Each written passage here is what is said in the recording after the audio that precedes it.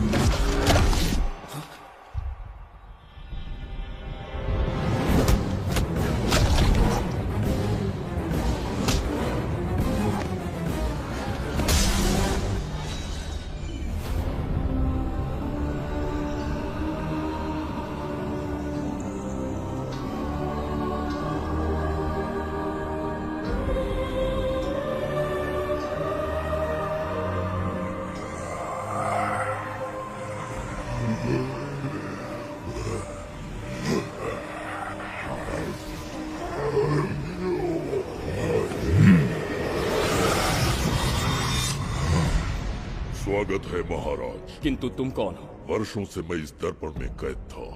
आपके कारण आज इस श्राप से मुक्त हो पाया हूँ। आपका आभारी हूँ। ये दर्पण जो आपके लिए बहुत सहायक होगा, आपको भेंट करना चाहता हूँ। स्वीकार कीजिए महाराज।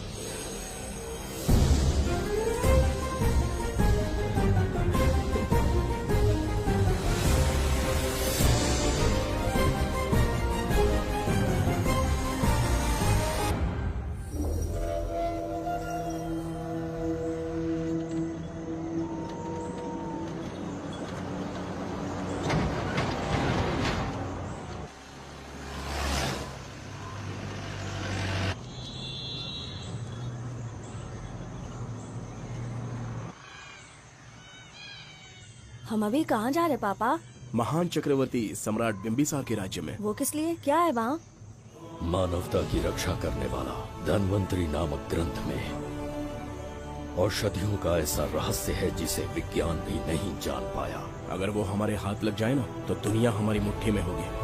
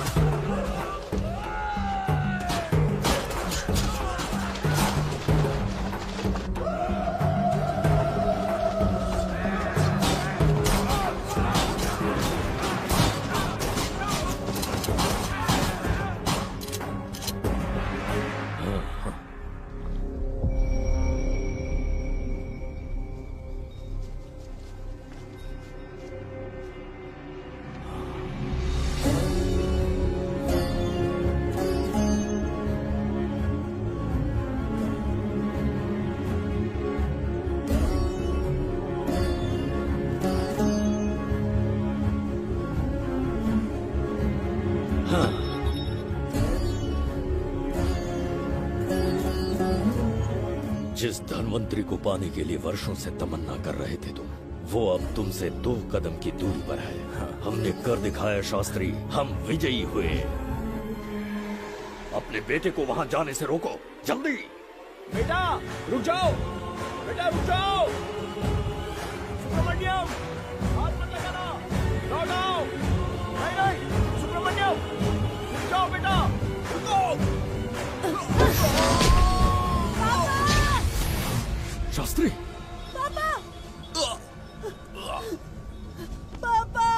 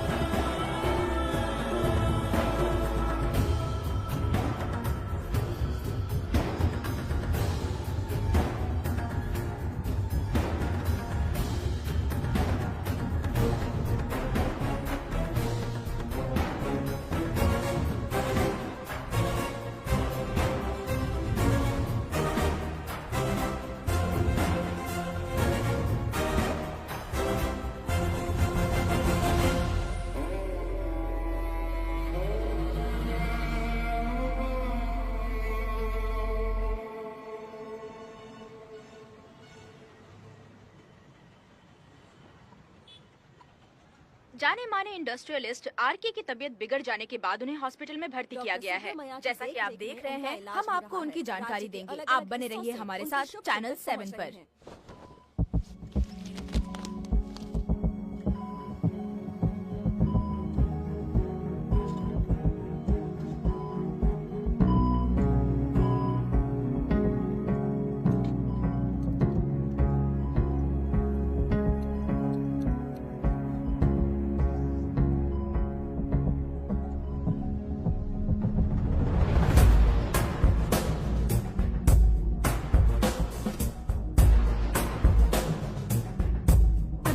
Good morning.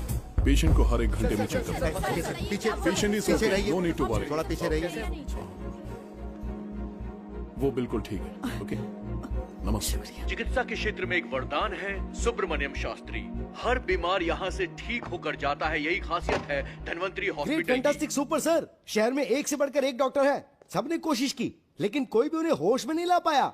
आपने सिर्फ उसे हाथ लगाया और झट से उसकी आंखें खुल गई। और मीडिया आपकी कामयाबी पर वाह वाह करते थक नहीं रहा। इसे मैं कामयाबी नहीं समझता। कोई महान काम नहीं किया है मैंने। कामयाबी उस दिन मिलेगी जिस दिन धनवंतरी को ढूंढ लूंगा, जो पापा के अधूरे सपने को पूरा करूंगा। ये दो! ओम ह्रीं काली महाकाली किली किली फट स्वाहा। ओम ह्रीं क्रीं कालिकाय नमो नमः। जय भद्रकाली, कृपा करो। और कितने साल इंतजार करूं? सब्र का बांध टूट रहा है। अब मुझसे जरा भी इंतजार नहीं होता। इस पूरी दुनिया को पापा अपने पैरों में झुकाना चाहते थे। क्या ये सपना सपना ही रह जाएगा, या इसे हकीकत में बदलने का कोई उपाय ढूंढोगे? बोलो, क्या इसे बदल पाओगे?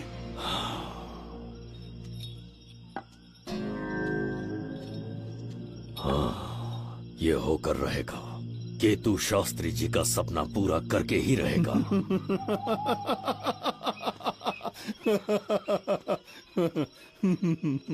केतु, तुमसे रोज उस धनवंतरी की लिखी हुई किताब के बारे में पूछता हूँ तो बच्चों के किताब से परियों की कहानी सुनाते हो। बेवकूफ समझ रखा है क्या? सृष्टि में क्या, कब और कैसे होने वाला है, सारे राज काल के गर्भ में है। तुम्हारे और उस पवित्र ग्रंथ के बीच में काल एक सेतु के समान कार्य करेगा। उचित समय पर ग्रंथ मिल जाएगा, जिसकी विधि मैं पूरी करूंगा। जब 8वें स्थान में गुरु शनि पर अपनी दृष्टि डालेंगे, शुक्र अस्त हो जाएगा और उसी दौरान चंद्र चरम पर होगा। उसी समय कोई भूतकाल से वर्तमान काल में प्रवेश करेगा और वो साक्षात मृत्यु बनकर तुम्हारे सामने खड़ा होगा। शास्त्री, वो स्वयं यहाँ आएगा और रहस्यमय द्वार को खोलेगा। वो अपनी कुशाग्र बुद्धि से इतिहास रचेगा। वो अपने बल और चातुर्य से भविष्य बदलने का सामर्थ्य रखता।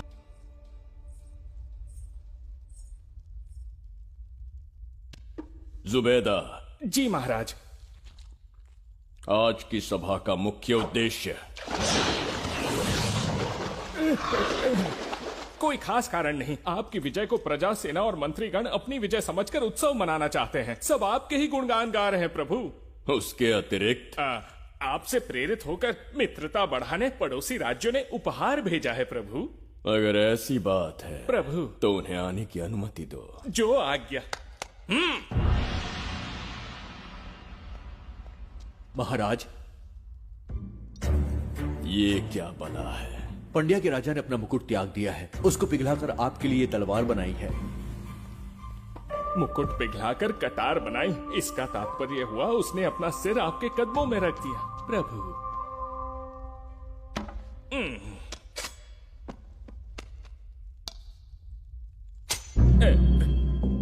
अगली भेंट लाओ।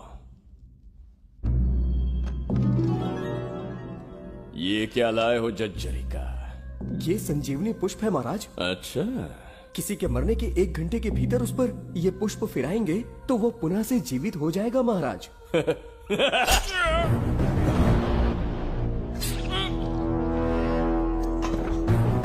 या इसे जीवित करके दिखा या स्वयं मरने को तैयार हो जा।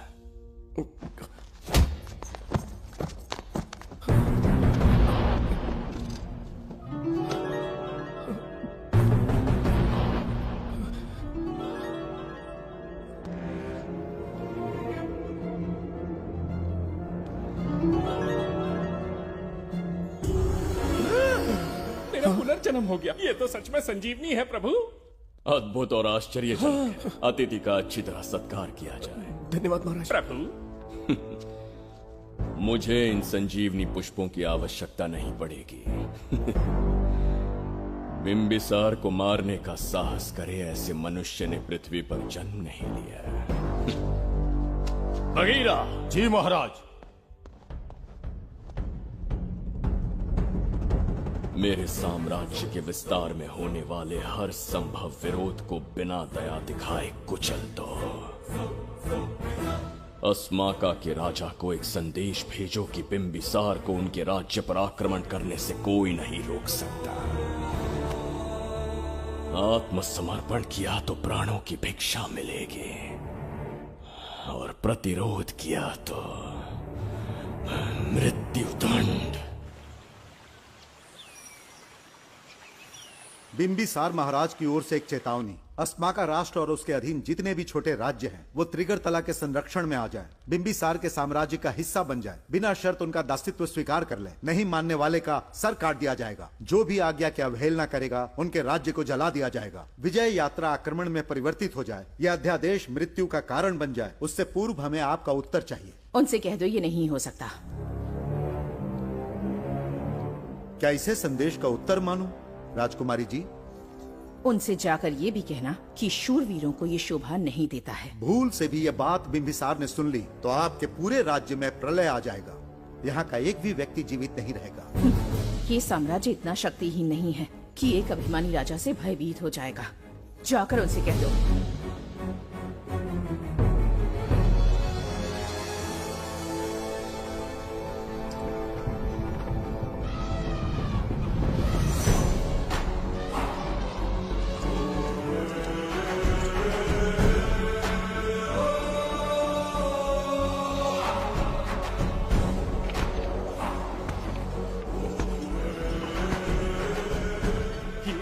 मोती, सोना, चांदी, इतने अधिक जेवरात हैं, इन्हें खींचते खींचते हाथियों की कमर टूट जाएगी। खींचो।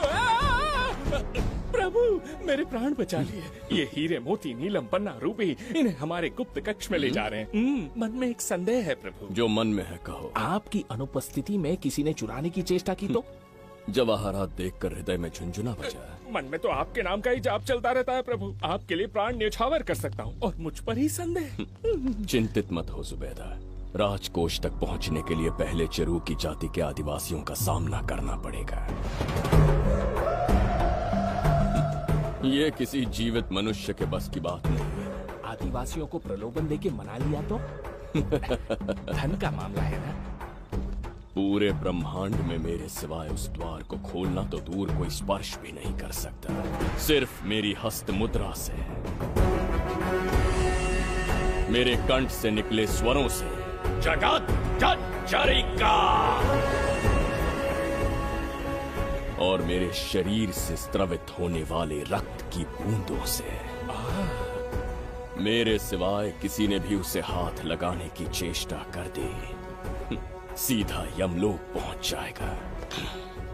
आज तक किसी ने ना सुनी होगी ना देखी होगी। इतनी संपत्ति है बिंबिसार के पास।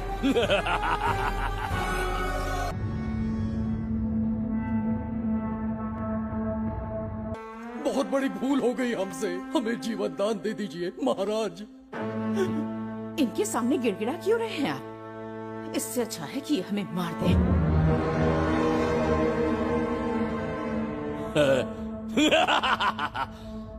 मरने के लिए बहुत आतुर हो तुम। पिताश्री! कोई बिंबिसार को मारने की कल्पना भी करे, यही अद्भुत शूरता की बात है। ऐसी स्वाभिमानी राजकुमारी को हमारे महल में रहना चाहिए, हमारी दासी बनकर। तुम्हें मारने से कोई आनंद प्राप्त नहीं होगा। ऐसे कामुक सौंदर्य के साथ विलास करने का सुख कुछ और है। पिताश्री!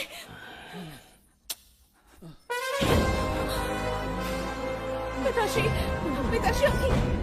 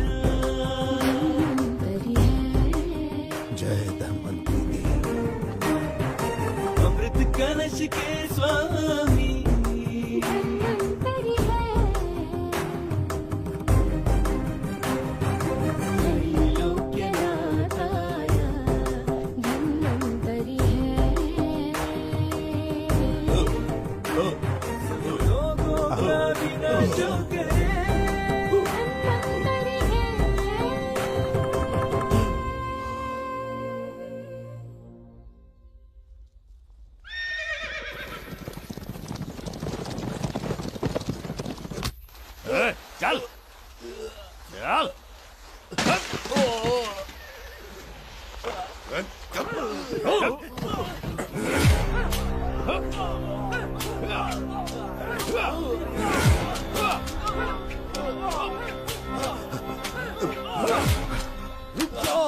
जा, बस करो, रुक जा।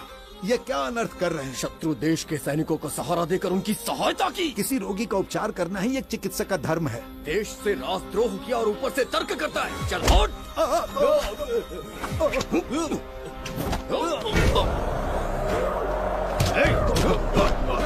रुक जाओ, झगड़ा बंद करो।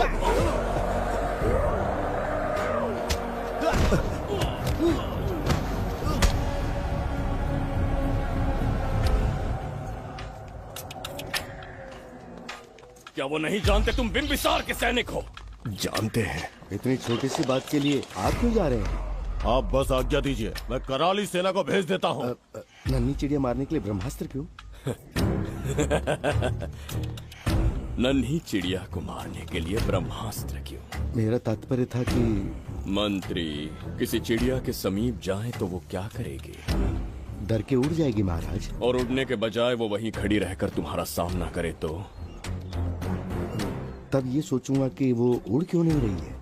मान लो कि एक कदम आगे आकर तुम्हें घूरने लगे तो? कहीं मुझे चोंच न मार दे, इस भय से पीछे हट जाऊंगा। भय, तुम्हारे नेत्रों से झलकता भय उसके हृदय में आत्मविश्वास और निर्भयता को जन्म देगा। न जाने कितने राजा बिंबिसार के नेत्रों में वो भय देखने की प्रतीक्षा में हैं, ताकि हमारे राज्य पर आक्रमण कर हमारी गद्दी पर बैठ सके। लेकिन आज तक किसी ने इतना साहस भी नहीं दिखाया कि हमारी ओर नजर उठाकर देखे। हमारी प्रतिष्ठा को कितना धक्का पहुंचेगा जब शत्रुओं को पता चलेगा कि हमारे ही राज्यों में कीड़े मकोड़ों ने हमारे सैनिकों पर हाथ उठाने की हिम्मत की। घोर अपमान। पराजय की सूचना मिलते ही उन्हें लगेगा बिंबिसार राजा की निर्बलता का ये पहला संकेत है। फिर एक एक करके वो अपना सिर उठाने लगेंगे। ये छोटी बात लगती है तुम्हें? माना कि छोटी बात नहीं है महाराज। वो गांव के साधारण लोग हैं, पर उनकी कई पीढ़ियों ने सिर्फ हमारे राज्य के लिए नहीं बल्कि दूसरे राष्ट्र से आए रोगियों का निस्वार्थ उपचार करते आए हैं। आपका विरोध करने की ना तो उनमें सामर्थ्य और ना ही उनकी मंशा। इस बार अगर आप उन्हें क्षमा करते तो।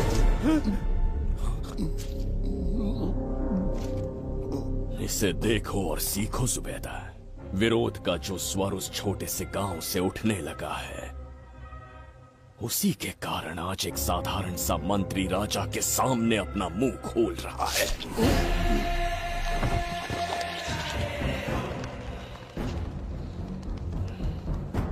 क्या यहाँ कोई और है जिसे ये छोटी सी बात लगती है? बिल्कुल नहीं प्रभु। क्या करेंगे उनका? कुचल देंगे महाराज। जैसे कुछ लोग हैं उनकी वीरता को कुचल देंगे। ये बताइए दादा, आज इतने दिए क्यों जलाए हैं? वो इसलिए कि हमारे कुल देवता धन्वंतरी का जन्म दिवस है। अब ये धन्वंतरी कौन है? भगवान विष्णु के अवतार थे। और विष्णु कौन है? धर्म की स्थापना करने एवं दुष्ट राक्षसों का संहार करने न जाने कितने युगों से मनुष्य रूप का अवतार लेके हमारी रक्षा करने आते हैं। इतने महान है विष्णु भगवान। क्षीर सागर का जब मंथन हो रहा था, विष्णु ने असुरों को हरा के देवों की रक्षा की और उसने अमृत लेके देवों में बांट दिया। उसी समय अमृत की कुछ बूंदे इस पृथ्वी लोक पर आ गिरी। वो बूंदे जिन जिन पौधों पर गिरे उनमें औषधीय गुण आ गए, उनमें रोग के उपचार करने की क्षमता आ गई। धन्वंतरी की ही देन है ये आयुर्वेद विज्ञान। मानव कल्याण के लिए धन्वंतरी ने पवित्र ग्रंथ की रचना की। दादा, इस ग्रंथ को लेने के लिए असुर यहाँ आ गए तो? हर युग में एक राक्षस इस पृथ्वी पर कुटिल व्यक्ति का रूप लेकर जन्म लेता है, किंतु साथ ही ईश्वर हमारी रक्षा करने पृथ्वी पर अवतरित होते हैं। बहुत अच्छा किया गुरु को उन सैनिकों से तुमने बचाया है। सब कुछ उन्हीं की कृपा से कर पाया।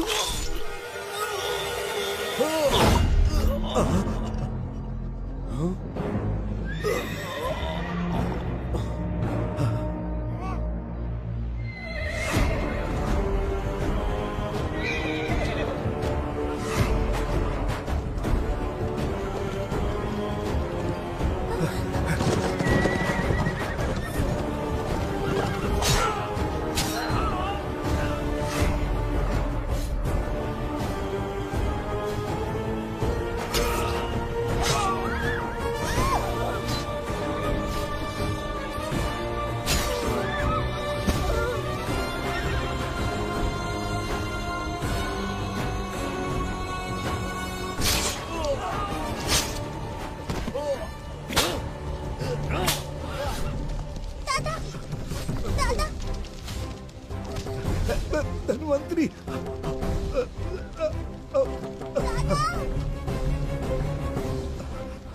दादाजी। जय धन्वंतरी देव।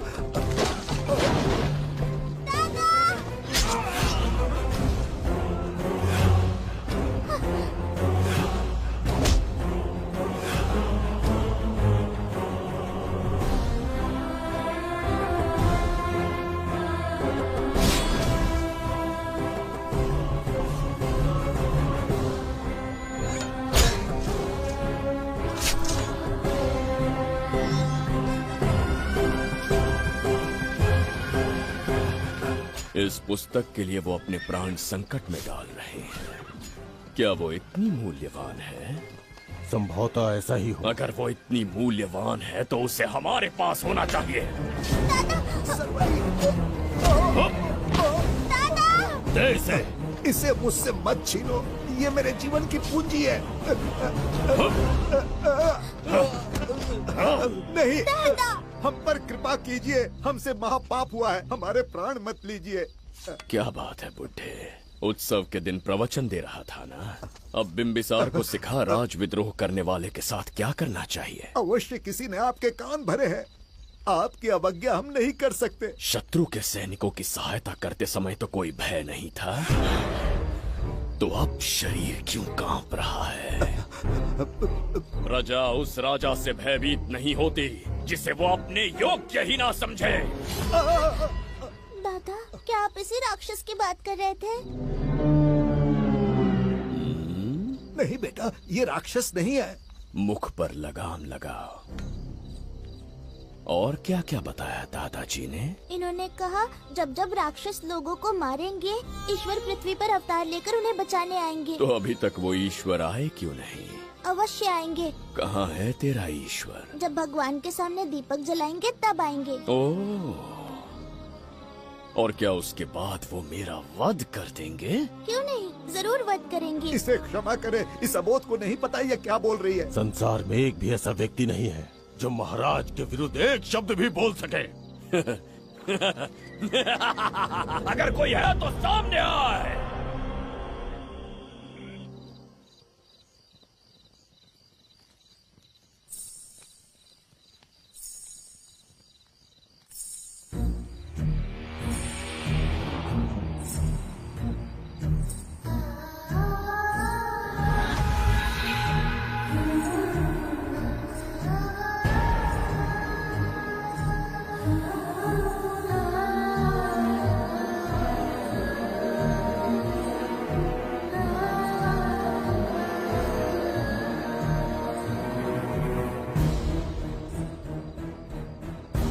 बगीरा! महाराज!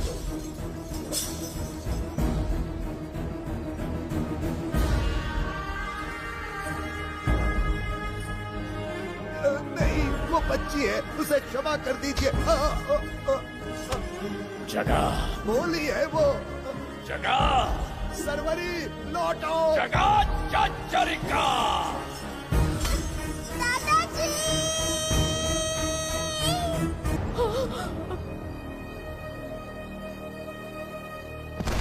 देखा इस बुढ़े को बगीरा। मूर्ख अपने आप को भगवान समझ रहा था, हमें श्राप देने चला था। इस बिंबिसार का दूसरा नाम काल है। यहाँ न कोई राक्षस है, न कोई देवता, केवल बिंबिसार है। जिस दीपक की अग्नि सबके जीवन में रोशनी लाने वाली थी, अब उसी अग्नि में इस बच्ची की चिता जलेगी।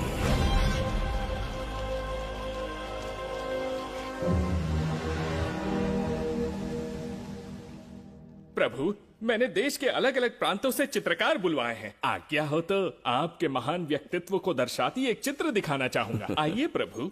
इनमें से किसी चित्र ने हमारा मन मोह लिया तो उसे आधा राज्य देंगे। यदि ऐसा नहीं हुआ तो उसका मस्तक आपके कदमों में होगा।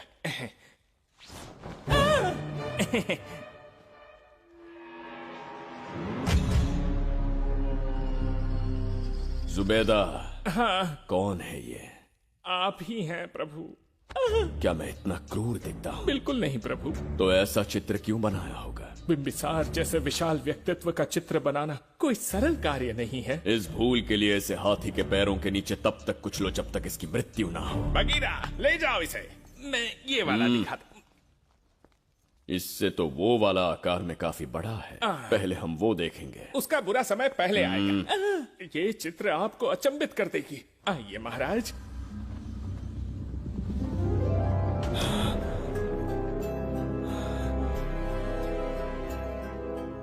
अद्भुत है। जगत जज्जरी का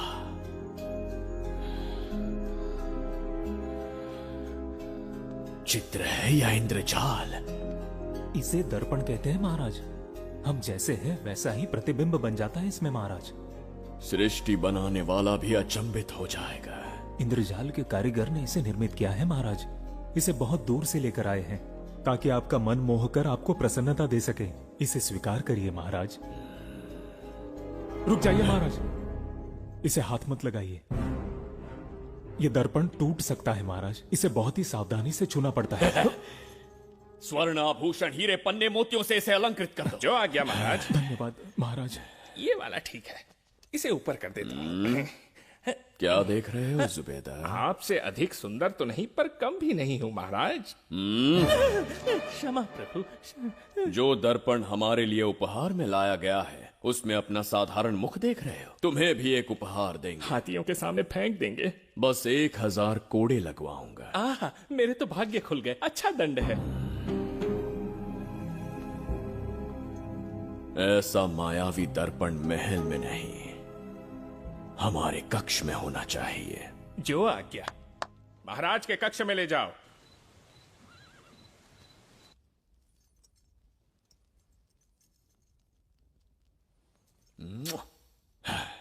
प्रभु, मन में एक संदेह है। शीघ्र उगल दो। ऐसा शरीर, ऐसा रूप और किसके पास हो सकता है? अपनी चापलूसी में समय व्यर्थ ना करो। जाकर राजकुमारी को लाओ। समझ गया। कक्ष में दर्पण, फिर कक्ष में सुंदरी। महाराज जैसे मनमौजी पुरुष कहां मिलेंगे?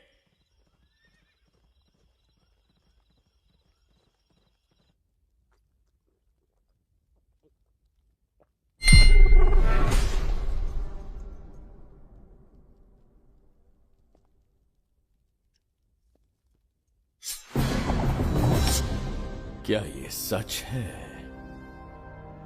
या फिर मदिरा का प्रभाव है? ये सच है। ये मदिरा का प्रभाव नहीं है। इसका अर्थ है कि तुम अभी तक जीवित हो देवदत्त। जिस देवदत्त को तुमने बचपन में मार देना चाहा आज तुम्हारे समक्ष खड़ा है। एक रक्त एक पिता के पुत्र थे, फिर भी मुझे राज्य से बाहर किया। उस दिन से न राज्य की ओर मुड़कर देखा, न यहां की प्रजा से सहायता मांगी। तो फिर लौट कर क्यों आए हो? तुम्हें मारने की मेरी अधूरी इच्छा पूरी करने? कतई नहीं, त्रिगर्तला के लिए। अपने अहंकार की मद में तुमने क्रूरता से एक गांव जला दिया, एक अबोध बालिका के प्राण हर लिए। एक कटीला तार बनकर सदैव मुझे अपने लक्ष्य से वंचित रखा है तुमने। आज तुम्हें रास्ते से हटाकर इस साम्राज्य को अपने अधीन कर लूंगा। तुम्हारा भी कोई लक्ष्य था और मैंने तुम्हें उससे वंचित कब रखा? अस्मका राज्य की राजकुमारी ईरा। ओहो, तो मेरे छोटे भाई को किसी से प्रेम हो गया है और आज तुम अपने प्रेम को पाने के लिए यहां आए हो और मुझे अपने रास्ते से हटाने के लिए भी। भाग खुल गए मेरे। तुझे उस राजकुमारी को प्रेम करने में जितना आनंद मिलता होगा, आज तुझे बंदी बनाकर तेरे ही आंखों के सामने तेरी प्रेमिका के साथ क्रीड़ा करूंगा और दुगने सुख का आनंद लूंगा।